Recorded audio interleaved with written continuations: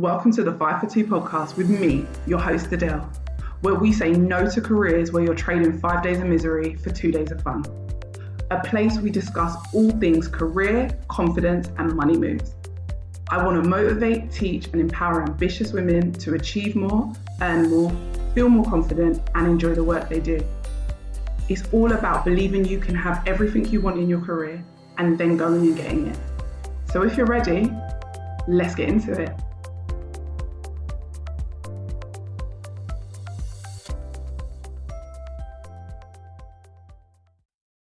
Hi everyone, welcome back to another episode. I hope everyone is doing well. From the title of the episode, you probably all know it's going to be about negotiation. However, I have got lots of episodes on how to negotiate, what you should be doing, why you should be negotiating. But today I'm going to dig a little bit deeper. For those of you who have said to me, what if I'm doing all those things, Adele, but I'm still not getting what I want? So what if I'm negotiating and I'm still not getting the salaries I want, or I'm not getting the benefits I want, I'm not getting the additional annual leave, I'm not, like all the things. What happens when that happens and why is it maybe happening? So today we're going to talk about it. I'm just going to jump straight in. If you are negotiating and it is not working, we need to start off by reassessing your techniques. That's the first thing we need to do. So let's do that first.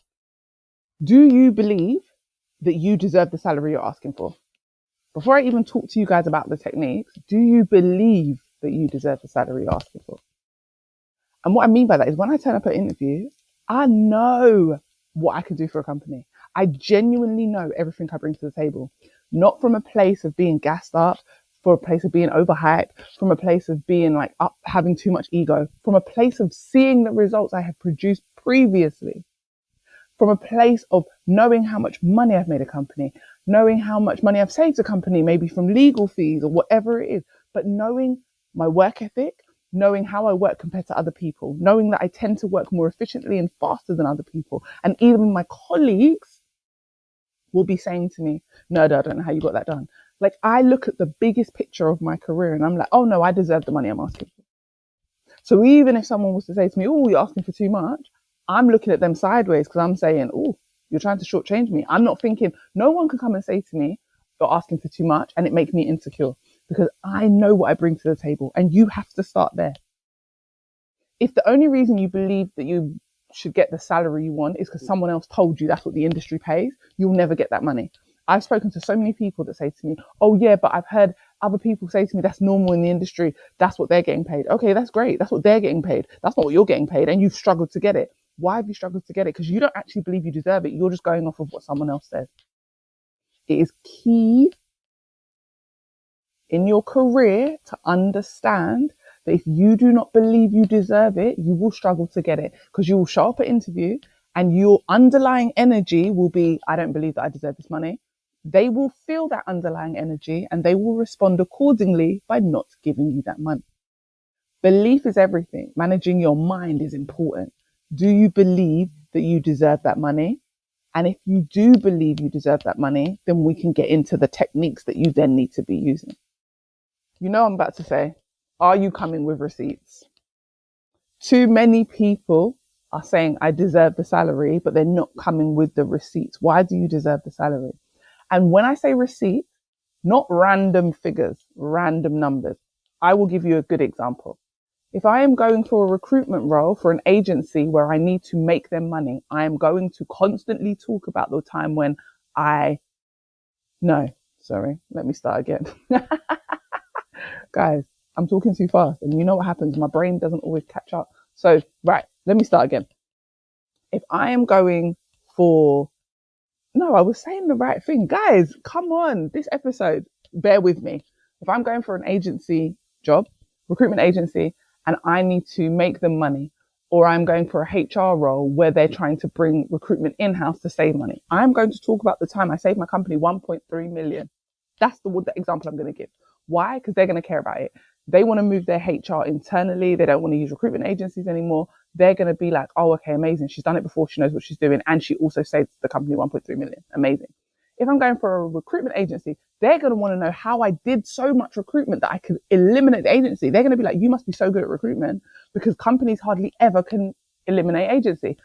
Do you see? I can tell the same story in two different arenas. However, if I'm going for a HR compliance role, so solely based on compliance, they do not care if I save 1.3 billion. What they will care about is my stories on how I have stopped my company paying legal fees. Because when I came in, maybe I noticed that they were missing certain compliance and I got them up to scratch. I was able to win contracts where compliance was high on the list. I won awards for my compliance when I was able to get our company's compliance up to 96%. Or recently where I was able to get audited and get my company's compliance up to 100%. Do you see the difference in stories? I'm going to tell them what they care about. I'm going to give receipts based on what I'm interviewing for, not based on what I think they want to hear. What are we interviewing for? What will they care about? It's in the job advert and the job description. They're the receipts I'm bringing. I'm not going to talk about all my receipts all the time. I've got abundant amount of receipts. I've got abundant amount of evidence of what I bring to the table. But I only need to talk about in interview and in a negotiation process, whether that's negotiating with your current job or a new job, I only need to talk about the things they care about. In your current job, it will be all your receipts because it's your current job. Well, not all your receipts from your whole entire career, but all your receipts within that job. If it's a new job, it will only be receipts from any of your jobs in the past that are relevant. Your last job may not have any receipts that are relevant because maybe you're switching roles, switching industry. So you might need to think backwards. Like, what other receipts do you have that are evidence that you can do the job and do it well? Because it's not about just being able to do the job. In the 2025 job market, no one cares if you can do the job. They want you to be outstanding. They want you to do backflips. They want you to stand on one hand, type with your toes. Like, that's how the 2025 job market is. So we are not caring if you can just do the job. We want to know, can you do the job exceptionally well? Let's not even say well. Can you do the job exceptionally well? What's your proof? Are you comfortable telling the stories? When you're giving receipts, you need to tell stories so it sounds believable. And I don't mean made up fake stories. I mean actual stories. So talk about when it happened. So we need to think about things like the STAR method. Situation, task, action, result. Like, we need to think of that. We need to think about what was the situation you were in? What did you carry out? What actions did you take and what was the result? We tell it as a story though. Don't be stiff. Talk about like, oh, when I worked for my company, they restructured because there was too many people on the team. And then they decided they wanted to also reduce agency costs. Within that meant we were using 5 different agencies. It meant bringing everything in-house. So the first thing I did was assess which agency are we using the most? What roles are we using agency for the most? And I started there because if I could cut that cost, then I could cut everything else. Do you see? I'm telling a story. It's believable because I'm telling you a story that actually happened, but I'm telling it in a story format. I'm not stiff. It's not like unbelievable because I'm like thinking about it too hard. If you are good at something, you'll be able to speak about it naturally. If you're clutching at straws, you'll find it really hard to talk about it. So I want you to remember that. Are you able to clearly explain everything you've done and why you deserve the money you want? Or are you able to explain everything you're committed to doing and why the skills you currently have are going to help you achieve that? Because you've done it in the past, so your skills will help you do it in the future, even if it's a different industry. Can you connect a receipt to the new industry? Can you make it relevant for them? And it's your job to make the connection, not theirs. They can't be digging and trying to figure out what you're talking about. You have to make it very clear. I did X and that helps me in your industry because of this. So I want you to be really, really clear. When I worked in childcare and someone was like, how are you going to help in recruitment? I'm like, in childcare, we're hot on referencing. We have to get the references because it's compliant and we need to make sure these people are safe to work with people's children. It's about safety. We also have to get the references really quickly because we want the people to be able to start work. I have spent my time perfecting my technique on getting people to give me references really, really quickly, whether that's over the phone, whether it's getting them to email it to me immediately, or whether it's me asking them, can I pop into their office and come and get them? No one's ever taken up the offer of me popping into their office. However, just me saying it makes me sound a bit odd sometimes. They're like, no, I'll get it over to you today. I have perfected that skill. So when I was talking about translating my skills into recruitment, into HR, I'm talking about this is how good I am at getting references. I'm talking about what's relevant. I'm showing you the skill that I have and what I've done in the past. Even if I'm switching it to another industry, you have to make it make sense for them and connect the dots. Even if it's the same industry, I still need you to connect the dots. People are lazy. Half the time they're not even listening. Get the interviewer to listen, make them care. Next, and I've said it before, are you applying to jobs that pay the amount that you want so that the negotiation process is easier? It won't be as hard because if you're applying to low paying jobs and then you're asking them to try and push their salary boundaries, of course it's going to end up being a no, or it's going to be super hard, or they're going to lowball you because that wasn't what they offered. I always say to you guys, big brands don't reduce their prices to accommodate you. They just sell to who can actually afford them. You need to do the same. Apply to jobs already offering the salaries you want. Stop being scared of the job description and saying, oh, it sounds really technical and complicated. Throw it into ChatGPT. Ask ChatGPT to tell you it in simple layman's terms. Half the time they're using fancy words, or they're structuring their sentences in a way that maybe you don't understand.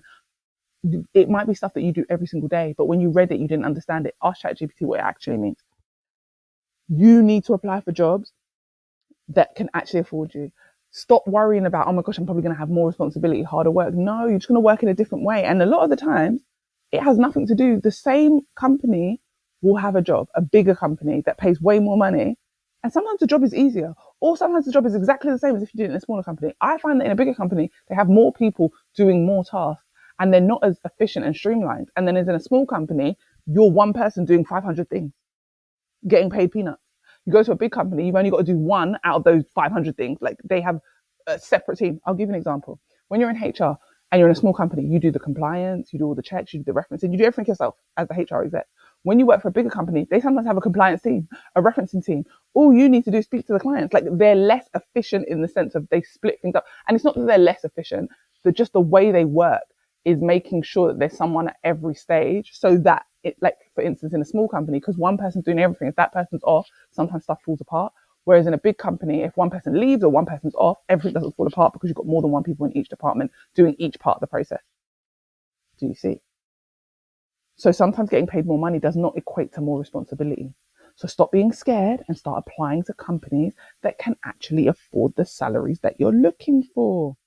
Some companies just don't pay. Stop wasting your time and theirs by constantly applying to jobs with them and then getting frustrated when you can't negotiate.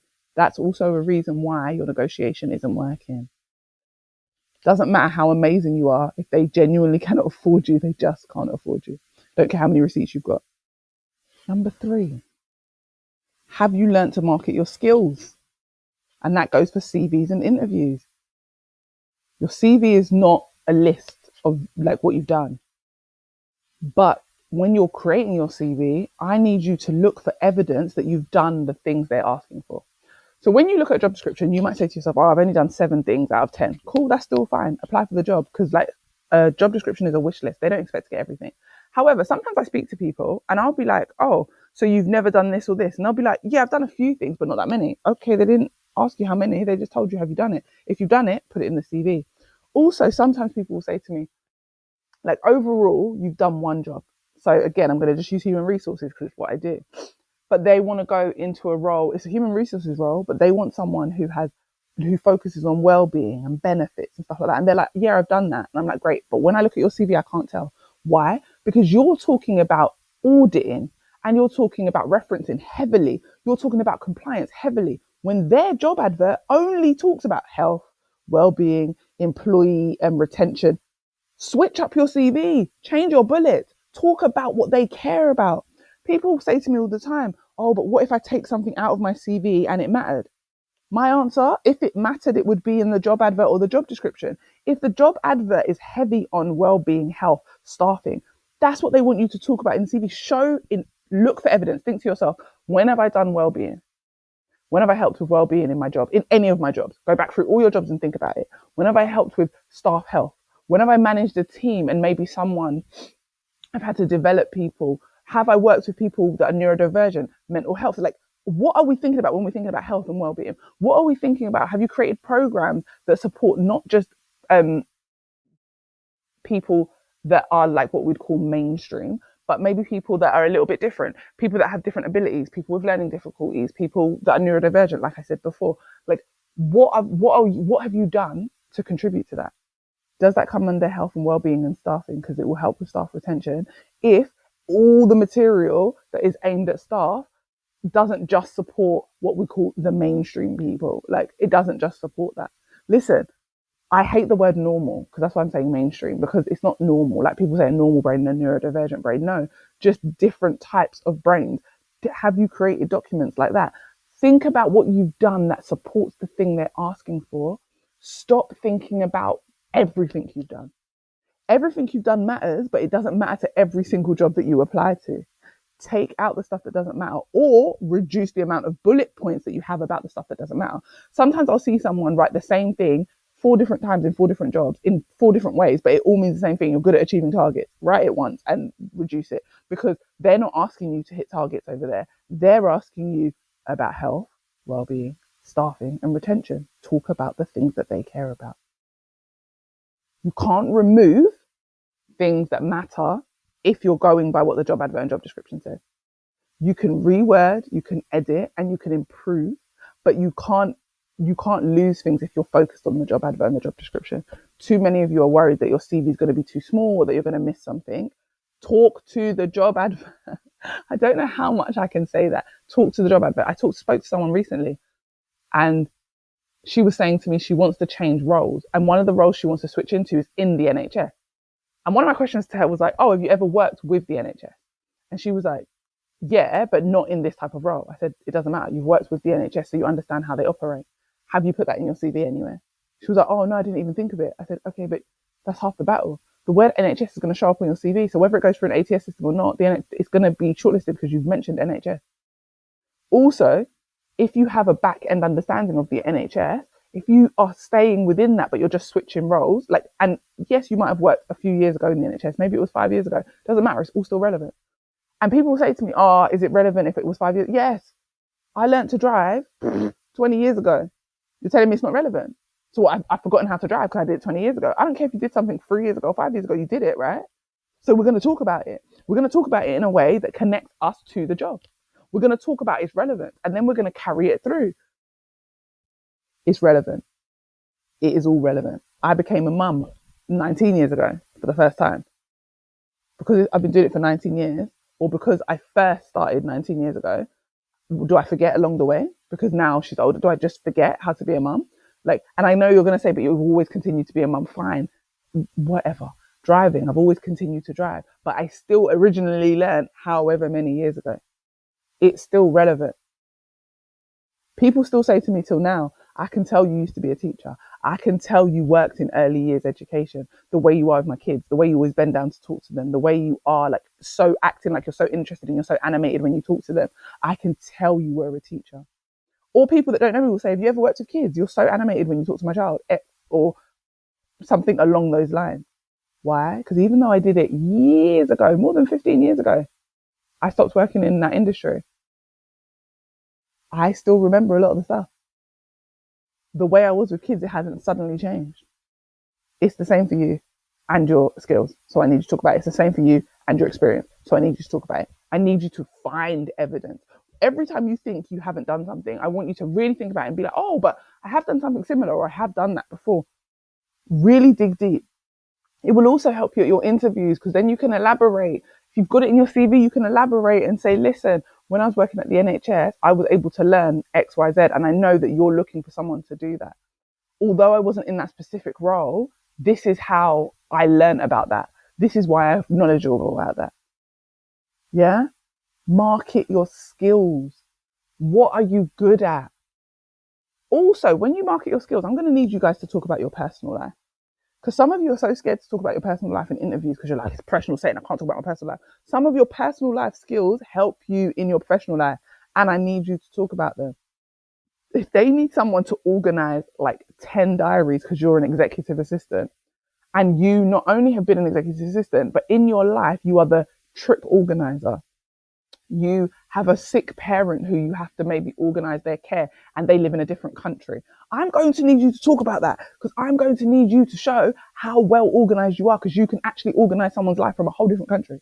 I'm going to need you to talk about how you're the person everyone relies on, because not only does it make your skills seem bigger because you're not just doing them professionally, you're doing them personally. It makes you more relatable. It makes it more realistic because it's like, oh, this isn't just something she can do. This is something she's an expert at. This is something that she's probably a natural at because she's doing it across areas of her life, not just in a professional setting. She hasn't just learned this skill for this professional setting. She also uses it personally. Like, it can also be a skill and a strength. Like, I want you guys to really think about what they are looking for and how you are that thing. That's how you market yourself. Yeah. Brands market all the time by advertising and telling you great things about themselves and showing you all the marketing and, you know, doing really good marketing. Your CV is a marketing document. It's to market yourself. It's to sell yourself. It's an advert. Is your advert good? Am I going to want to buy the thing once I've read your CV? That's how I need to think about it. And last but not least, do you believe the salary you want is realistic? Right? Earlier I said, do you believe that you deserve the salary? Outside of that, do you believe that it's a realistic and accessible salary? Like, in your industry, is the salary you're looking for realistic? For instance, I was in early years education. I was in teaching. Teaching doesn't pay that well. It just doesn't, especially in the UK, in the US as well. It doesn't pay that well. When teaching doesn't pay that well, it doesn't matter how good I am, how many receipts I have, how many techniques I try. There's only so much money I can make. Yes, I can negotiate outside of the normal scale. Like, I used to negotiate out of my band. Like, you know, like, there's different bands, 8, 9, 10, 11, 12. Yes, I might negotiate a higher band than what I should be based on my experience, but they're still banded and there's still only a certain amount of money. There's still a ceiling. When you're in other industries, marketing, HR, recruitment, jobs that require commission, you can make way more money. So not every industry is equal. So do you believe and do you know that the salary you want is realistic and accessible? And on top of it, when I say do you believe, because what you believe and what's real are two different things, obviously. So you're going to say to me, Adele, it contradicts itself. You're saying, is it realistic? But do I believe it? I might believe it's realistic, but that might not be true. So do your research. Is it common? That's another thing that's really important. Research your industry. What is the average pay? What are people getting paid in your industry? Talk to people. Who have you spoken to about whether or not the pay you're looking for is realistic? How much research have you done? Have you only researched small companies? Have you researched big companies? What are we doing in terms of research? Have you researched companies that are based outside of your country but are operational in your country? Because they hire sometimes people remotely, for instance. I know people that work for US companies, but they are based in the UK because the US company operates part of their business in the UK and they let the person work remotely. Not a problem. As long as you can wake up and do the hours that they need you to do, not a problem. So what have you researched? Who have you spoken to? Even if a salary is rare in your industry, if it's being paid, it is possible. So even if you find out there's only a handful of people that earn that, why can't you be in that handful? Speak to them. Find out how they did it. Where did they find the company to apply for the job? Was it a job board? Did they get a referral? Did they network? Sometimes you just need to ask the right people the right questions.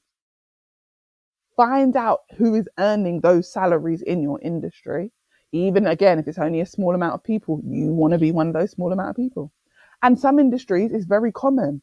Have you figured out which industries the higher salaries are more common in? Have you gone after them? Are you looking into it? Are you doing real research? That's what I want you to do. I want you to really look at it, not just the Glassdoor, not just the salary.com, but talk to real humans. Again, if only a handful of people are earning it, could you be a part of that handful? I don't want you to stop believing that something is accessible just because it's rare. How many times have I told you you can be the exception to the rule? Someone has to be. Why not you? Listen, everyone that listens to my podcast, I want you guys to be the exception to the rule. I don't want you to be stuck thinking that you can't earn a certain amount of money just because someone has said to you, oh, it's really hard to do this in this industry, or society has made you believe X, Y, Z. Teaching, it is just known it doesn't pay. That's not a societal thought. That's an actual thought. That's actual fact. I want you to be factual in what you do and what you find out and what you research. It's the same way when I was in teaching, they told me you couldn't go up a salary band until you gave me the right experience. And then I did it. So even though teaching doesn't pay well, I'm going to get the most I possibly can out of the situation. Do your research, speak to people. If someone is getting paid it, you can get paid it. Find out how they did it. Talk to more people. Even if you're shy, even if you're an introvert. What do you care more about? getting paid more, or feeling uncomfortable. Sometimes you've got to be uncomfortable to get the things you want in life. Me as an introvert, I know it very well. I know it very, very well. So I hope that has helped for those of you that have been negotiating recently and have been struggling. I hope that one of those points is one of the things that you're not doing or you're not doing very well. If you need additional support and you need more personalized support, book a negotiation session with me. Just book a 90-minute session with me and we will work on your negotiation techniques. Book a 60-minute session with me, depending on what you need. First, book a consultation call, free consultation. Let's figure out what you need and which one would work better for you, a 60 or a 90-minute. And then let's go from there. If you want long-term coaching, I'm not taking on new clients until the new year because I am booked out for this year, especially now. You guys know I'm on maternity leave, so I'm only part-time at the moment. But from January, I'll be taking on new clients, as in for long-term coaching. If you just need a session and you just need something short-term, whether that's negotiating, learning how to interview better, doing your CV, reach out. I am still doing sessions to get you all going and get you supported and make sure you can secure the jobs that you want and the money that you want. I hope you enjoyed the episode and I will speak to you in the next one. I hope this episode gave you exactly what you needed and motivated you to confidently take steps towards your next career move. If you enjoyed it, screenshot and share it on your socials, tag me on Instagram, and come join my community of amazing women working on leveling up their confidence and careers. Thanks for listening and see you next time.